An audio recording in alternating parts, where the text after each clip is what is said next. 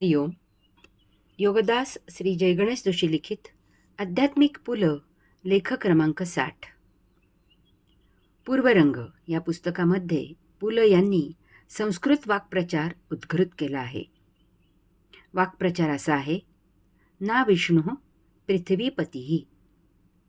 याचा अर्थ असा आहे, विष्णूच्या कृपाप्रसादाशिवाय, त्याच्या आशीर्वादाशिवाय कोणीही पृथ्वीचा स्वामी राजा होऊ शकत नाही. यामुळे आपण उत्पत्तीसाठी ब्रह्मा आणि लय होण्यासाठी महेश असे स्वतंत्र देव मानले आहेत, आणि उत्पत्ती आणि लय यामध्ये स्थिती कायम पृथ्वीवर असणारा म्हणून विष्णू मानला आहे.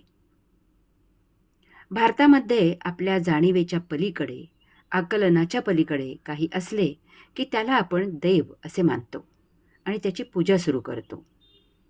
विष्णूच्या या कल्पनेमुळे आपण अवतारीलाही बरेच वेळा विष्णू असेच संबोधित करतो.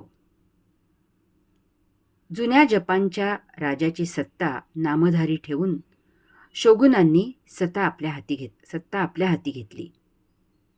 आपल्याकडे पेशव्यांनी शिवाजीच्या वंशजांना नामधारी राजा ठेवून सर्व सत्ता आपल्या हाती घेतली.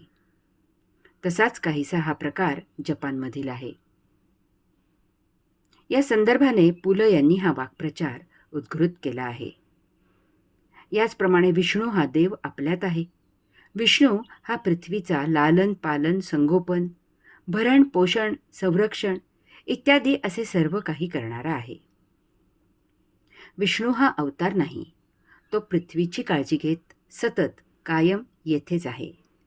याचा अर्थ पृथ्वीची सर्वतोपरी काळजी घेणाऱ्या शक्तीला विष्णू मानले गेले, आणि ह्यामुळे जो कोणी राजा असेल त्याच्यावर विष्णूची कृपा असल्यामुळेच तो राजा झाला असे मानून त्या राजाला अंशात्मक विष्णू म्हणजे अंशात्मक देव मानले जाऊ लागले.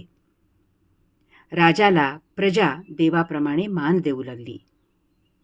आजही देशाच्या प्रमुखाला भक्तिमय याऐवजी सत्तेच्या भीतीने दहशतयुक्त आदर दिला जातो. हरि ओम.